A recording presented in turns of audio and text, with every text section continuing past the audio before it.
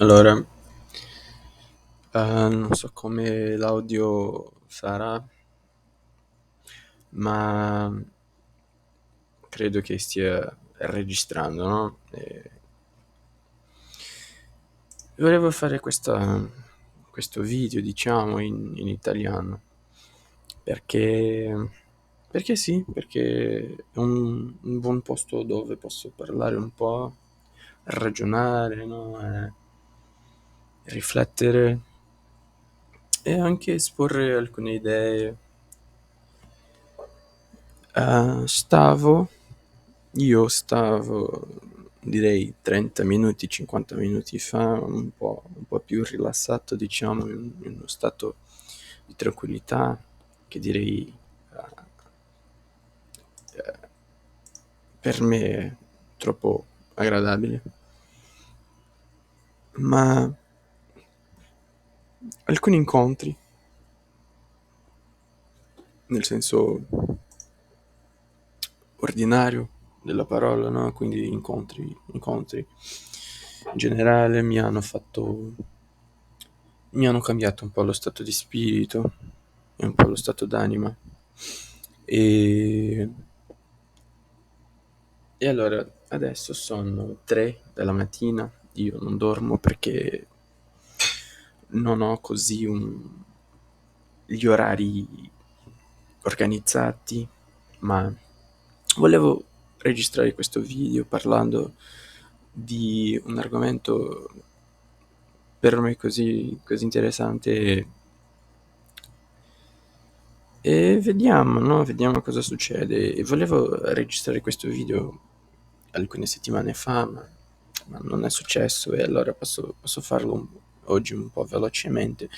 Non voglio spendere così tanto tempo perché, perché non lo voglio fare. Non ne voglio fare, no? Allora, quest'immagine, perché ho messo quest'immagine qui? Questa immagine è un'immagine, ehm, vediamo qui da dov'è quest'immagine, che adesso non mi ricordo, ma è un'immagine di un libro dell'età, ehm, un attimo che lo apro qui, è un'immagine del Medioevo, di un libro del Medioevo e in questa immagine vediamo due esseri, no? Vediamo qui a sinistra Eraclito, Eraclito il filosofo d'Efeso, greco, e qui a destra vediamo Democrito. Democrito è il filosofo greco anche, no? Ehm, di Abdera, no? Democrito di Abdera. Allora, perché questa immagine, no? Questa immagine rappresenta una delle varie rappresentazioni che possiamo trovare di questo mito. Dico mito perché si è creato propriamente una specie di mito, di mitologia, ma non è soltanto una mitologia, anche, o possiamo dire, una fantasia. Eraclito qui piangendo, Eraclito quello che fa le lamentazioni. Ehm,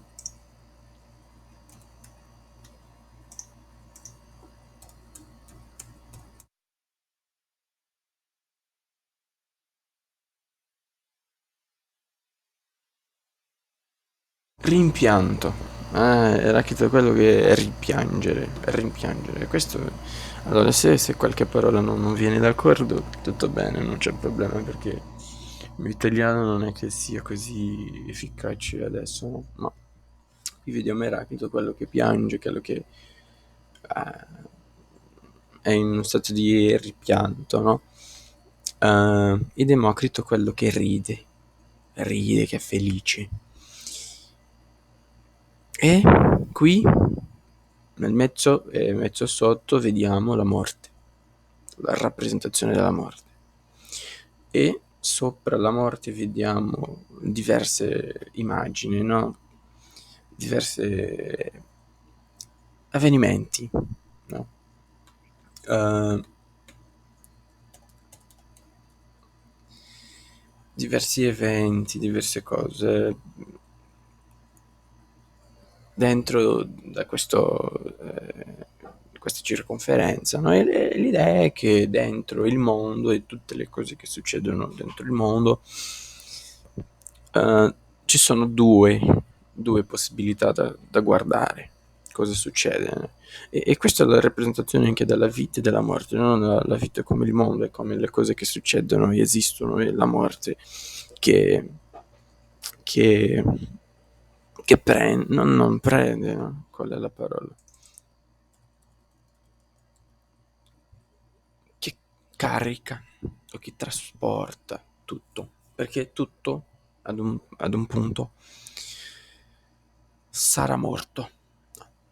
E ci sono due rapporti possibili dentro questo mondo. Il guardare il mondo, ci sono due rappresentazioni, due emozioni o due rapporti possibili. Il piangere, il pianto, eh,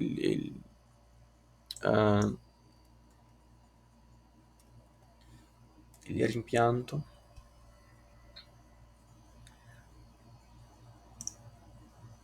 e il riso,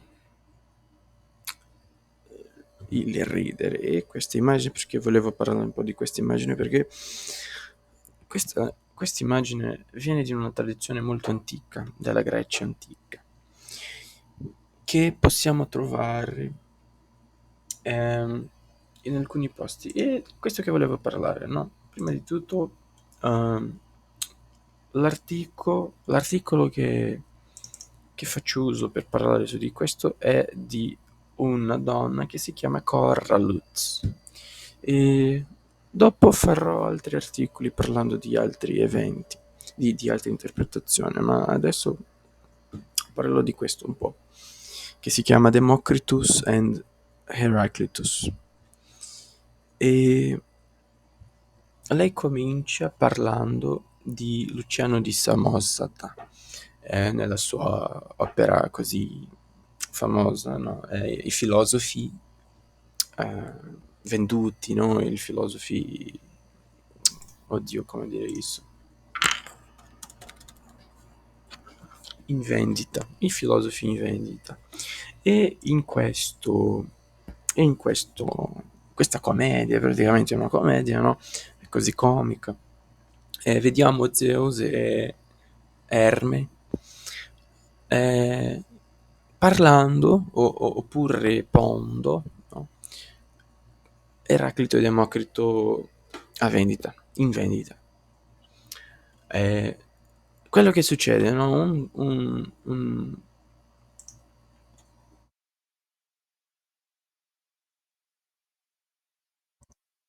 Un acquirente, questa sarebbe la parola, non lo so. Ehm,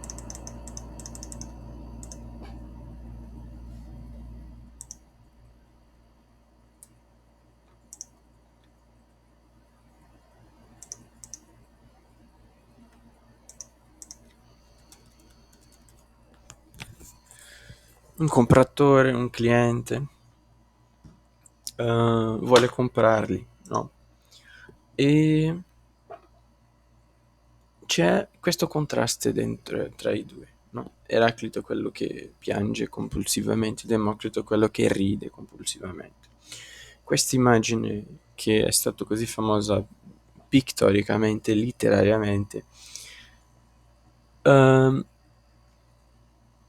viene di una tradizione curiosa, no? Quel mito di Eraclito Democrito. Io volevo dire una cosa, no? Questo articolo l'ho letto credo un mese, 2 mesi fa.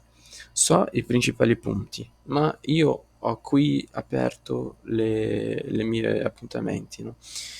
e non ho letto prima, adesso vedo alcuni ponti, alcune cose per parlare, per questo che eh,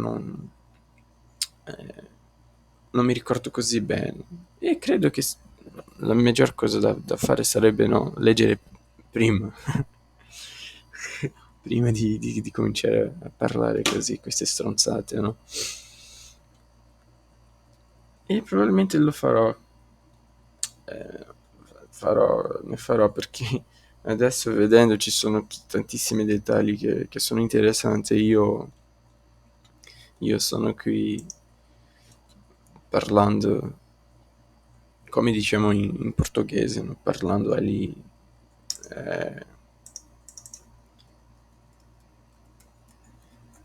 eh, parlando ali gomiti.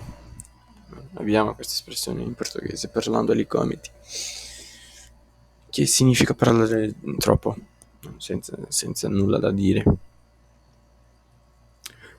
Ma insomma, questa immagine mi piace, no? Sicuramente l'immagine mi piace, perché non soltanto questa immagine, e parlerò un poco dell'immagine, no? Eraclito più specificamente. Questa immagine può essere stata creata da Teofrasto, ehm, che anche non abbiamo il suo testo, ma Diogene Laerzio eh, dice, un attimo, sì, continua a registrare, no? Diogene Laerzio dice che Teofrasto aveva detto che Eraclito era una persona malinconica. Lui aveva quello che lui chiama di malinconia. In greco è melancolia, melancolos. Qui, nella sezione 9.6. E Teofrasto, l'idea è che Eraclito, lui dice che Eraclito, Eraclito eh, piangeva così tanto perché lui non ha potuto finire la sua opera completa. Lui non ha avuto tempo, oppure non ha potuto finire, non so come, e questo, è per questo che piange. Questa è la risposta di Teofrasto che per me sembra così schifosa, no? Un po' sciocca, troppo sciocca direi. Ehm, e anche Teofrasto dice che le... un altro motivo potrebbe essere che quella parte che Eraclito aveva finito era, aveva così tante contraddizioni. E questo mi sembra un po' un equivoco, no? Perché prima di tutto, chiaro, no? Teofrasto aveva un testo detto di Eraclito che oggi non abbiamo, ma non sappiamo, sicuramente non sappiamo se quel testo era davvero di Eraclito, oppure non sappiamo come quel testo è, è arrivato a Teofrasto. Scusa, ho detto Eraclito, no?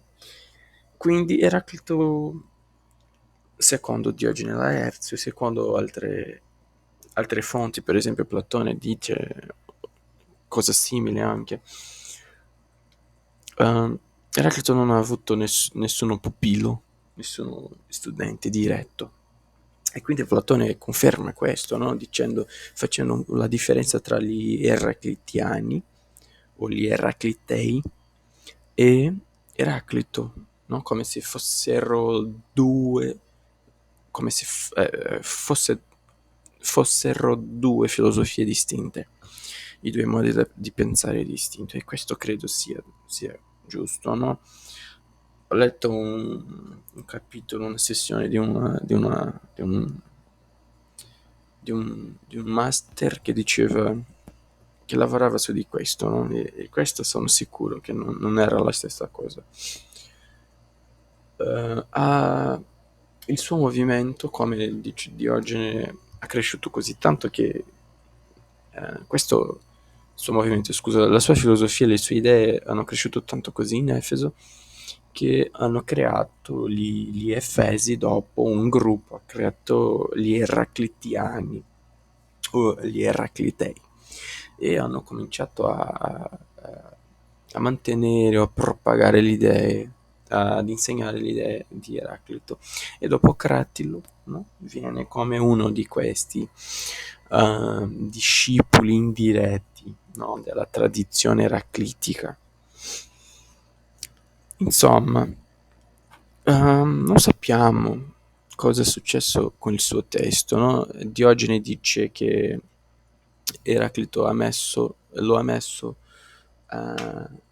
nel tempio di Artemi o di Artemide, non so come si dice in italiano, ma di Artemi, di Artemide. E, e questo è un punto interessante, no? Perché prendo qui alcuni appuntamenti che ho fatto per un lavoro. Lui dice, e questo è buono da leggere perché è importante, um, oh, cosa ho fatto? Sì, il ricordo continua, la registra continua davvero giusta. Un attimo che trovo qui cosa... Mm,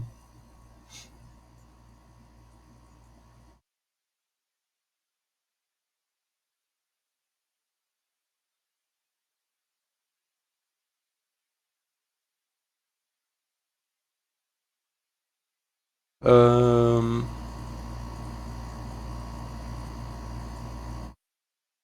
ecco, no? Questo è 9.6.1, no?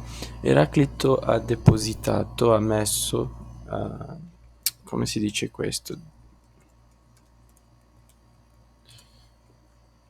Ha depositato, oui, oui, ha depositato il suo, la sua opera nel tempo di Artemide o Artemis e secondo l'opinione di alcuni autori l'ha scritto propositalmente di un modo oscuro, con l'oggettivo che solamente quelli iniziati, quelli che saranno iniziati o introdotti, fossero capaci di leggerla, l'opera. Um, perché questo è importante, no? Perché la parola, ecco, no? La parola greca che Diogene usa è annetheche, depositare, no?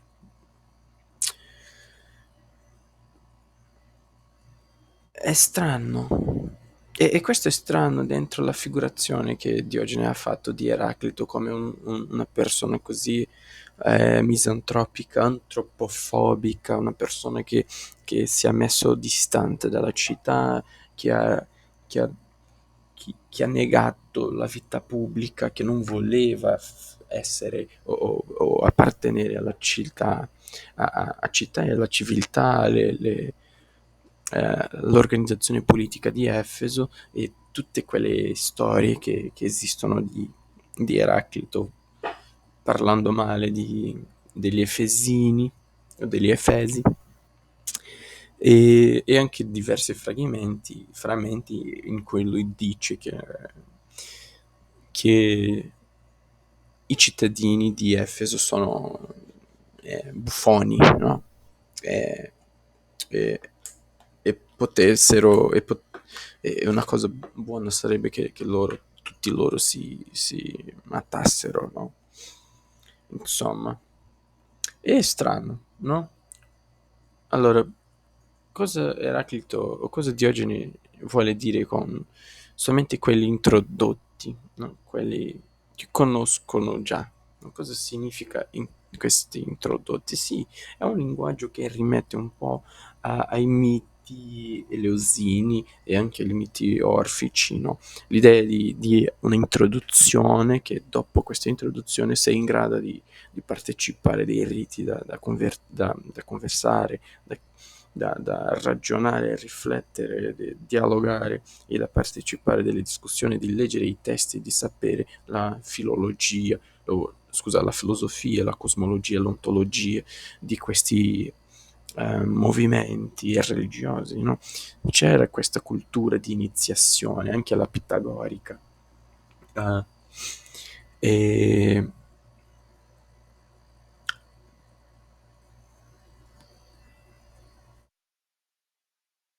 Eraclito aveva questo, no? Qual è l'idea che lui... Perché lui...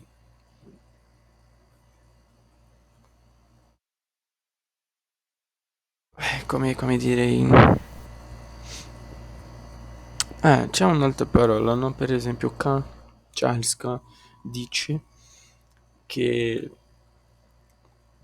lui interpreta questo passaggio di Diogene come se soltanto quelli abiti fossero capaci di leggerlo, no? Cosa significa questo abito? È questo che volevo dire, e ho qui un- un articolo mio, ho una nota di piede di pagina che parla un po' di questo. La passaggi in greco è hopos hoi dunamenoi monoi, va bene? Hoi dunamenoi è una sostantivazione del verbo dunamai. Allora, hoi dunamenoi è un sostantivo che viene del verbo dunamai, che significa qualcosa come avere il potere di essere capace, dunamai, come dynamis, né? La parola dynamis, no, ma con la Y, dynamis, aver il potere. Allora, hoi dynamenoi, quelli che hanno la capacità di fare, il poter fare, che sono capaci. Il verbo indica un soggetto in questione, indica che il soggetto in questione è, lui possiede qualche potere oppure una possibilità di realizzare una determinata attività. Lui ha la capacità di realizzare un'attività, ha il poter fare, no? Ha il potere di fare qualcosa. Secondo Geoffrey Kirk,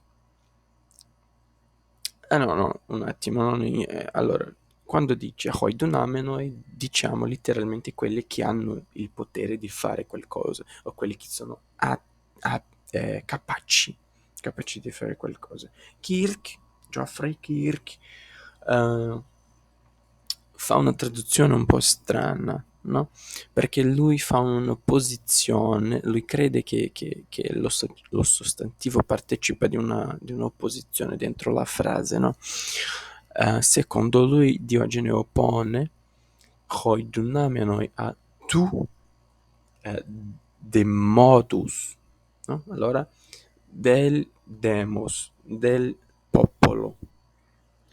Poi dunamenoi sarebbero quello in gradi, capaci di fare qualcosa, e tu demudo, o tos demodos, sarebbero quelli, il popolo, la popolazione, la maggioranza, no? L'aggettivo qui, no? Demodus significa qualcosa, demodus, allora lo nominativo sarebbe de, demods, non lo so, va bene, ma significa qualcosa di popolo popolare, volgare, comune, ordinario, no? Allora, Kirchi crede in questa opposizione, Ehm,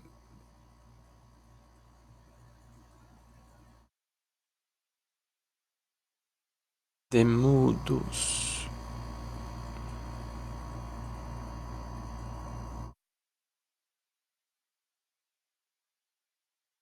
No, un attimo, perché adesso quello che avevo qui è portanto Kir che ferma che è dentro questa posizione the modus must have the common meaning those in power, e questo che non sono d'accordo. Un attimo che trovo qui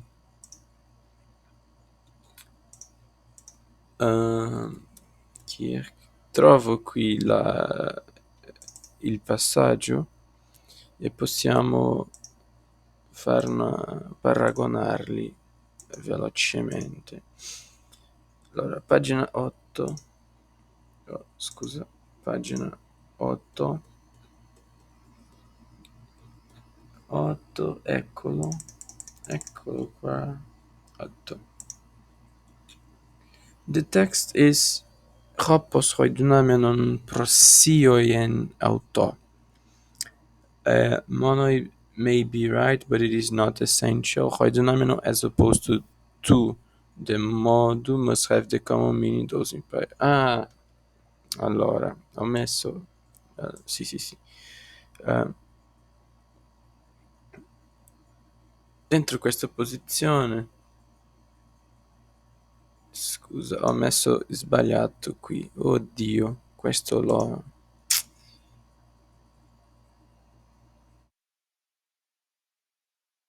Sì, sì, sì, sì. È sbagliato. Oddio. Per questo che sembrava strano, no? Hoiduname noi.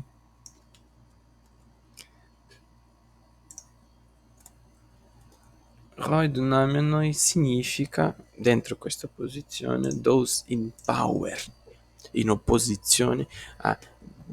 Eh, the modus, no? Il popolo dentro questa posizione sarebbe contrario di quello che hanno il potere, those in power, no?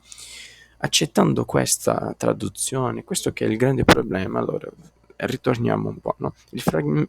La parte dice Hoppos hoidunamenoi monoi, no? Questo è quello che Diogene Laerzio dice. E soltanto quelli capaci. Allora, quando vediamo una traduzione, quelli iniziati, quelli che sono introdotti ai saperi, questa è un'altra interpretazione, perché non è proprio quelli che sono introdotti, però quello che sono capaci. Questo è importantissimo qui. Però, come abbiamo detto, Kirchi oppone Dunamenoi, Roi Dunamenoi a tu del modus. E facendo questa opposizione, sicuramente noi, il popolo, perché aveva paura che il popolo trovasse il testo sciocco, questo che dice Diogene, Hoidonome sì significa, o sembra significare quello che hanno il potere, che sono in potere. Allora, un piccolo gruppo, una piccola bolla dell'elite di Efeso. Allora, io ho scritto qui, accettando questa traduzione, il passaggio muda, o cambia, scusa, cambia completamente di senso. Passiamo di prima traduzione, no? La traduzione anteriore. Erano abiti capaci di leggere il suo testo perché avevano determinati attributi che faceva con che loro fossero capaci di leggerlo, no? Allora, di un lato, ad un posto, abbiamo l'idea che quelli lì erano capaci di leggere, o direi no, Eraclito ha messo il testo nel tempio ha depositato nel tempio di Artemis, perché lì, soltanto lì, quelle persone abili potevano trovare il testo e leggerlo e comprenderlo. Però dentro l'interpretazione di Kirk troviamo un'altra traduzione, un altro senso, che sarebbe: Eraclito ha messo il suo libro lì perché le persone lì erano capaci di leggere il suo testo, non perché avevano una capacità, un attributo, una qualità psicologica oppure mentale, intellettuale, eh, che era capace che faceva con che loro fossero capaci di leggerlo. No, no, non era questo. Loro erano capaci di leggere il testo perché soltanto loro avevano accesso al testo, diverso dalla maggioranza della popolazione. Sì, è chiaro. Allora, perché c'era un'elite, no? Efeso è il tempio di Artemi, di Artemide, di Artemis, era un posto così grande, no? Il maggior tempio che aveva in quell'epoca e nell'antichità, no? Una delle sette meraviglie dell'antichità. E era anche un tempio di estenso intercambio culturale, estensivo intercambio culturale. C'erano per esempio officine di produzione di arte egiziane, um, e c'erano, chiaro, diverse oggetti e cose di valore, cose come direi, insomma, era un posto dove cose di valore, come tutti i tempi in quell'epoca, questi tempi eh, che erano il centro della città in certo senso, no? Il centro culturale e simbolico della città, avevano dentro loro posto dove guardare cose valiose. E allora, in questo senso, Eraclito aveva accesso a questo posto e poteva, e questo sappiamo che lui probabilmente aveva, no? Perché lui era di una famiglia aristocratica di Efeso che ha fondato Efeso, e lui ha deciso di non partecipare della politica. Allora lui aveva un'influenza, sicuramente, lui era conosciuto, e quindi Kirk propone questo, che soltanto le persone, questa idea di essere in grado, quelli apito, no? Monoi, scusa, Dunamenoi, era soltanto perché loro erano un'elite di Efeso che aveva accesso al libro. E questo mi sembra sbagliato. Allora ho detto tutto questo perché non lo so.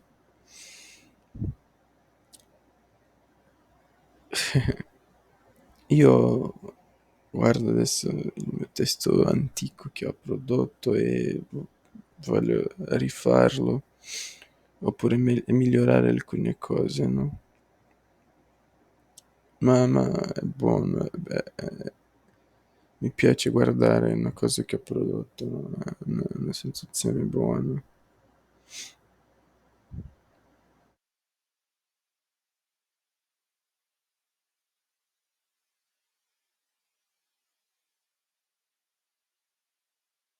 Allora, era soltanto questo, ho più cose da dire, no? Ma adesso non è il momento.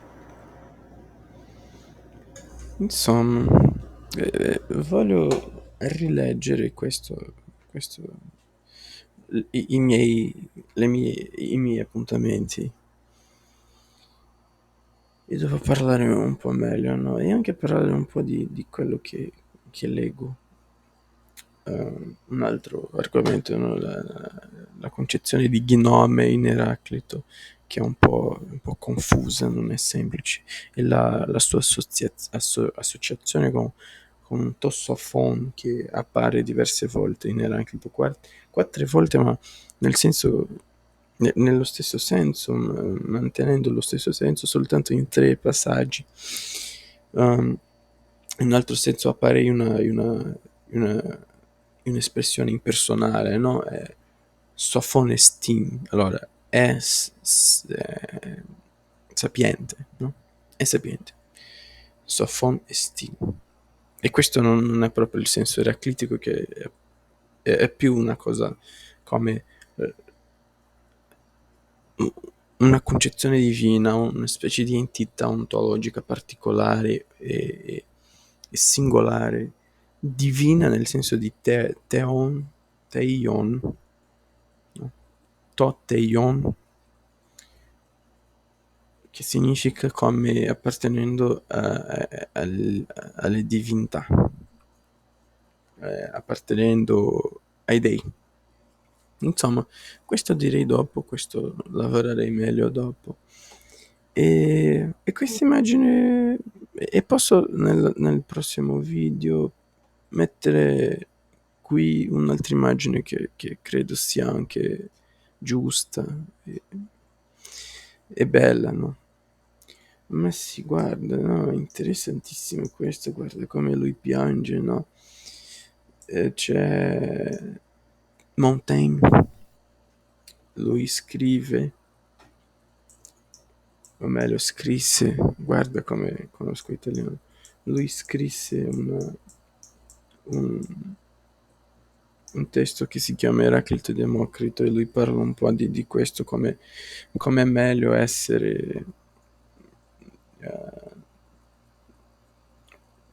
essere più come Democrito, nel senso che è meglio ridere che piangere. E il ridere c'è una sensazione di può cambiare, le cose possono cambiare, la futilità del mondo non è finita, diciamo, no? E mentre è più ottimista in un certo senso, no? È anche un po' giocoso, no? Ma il pianto non c'è più speranza.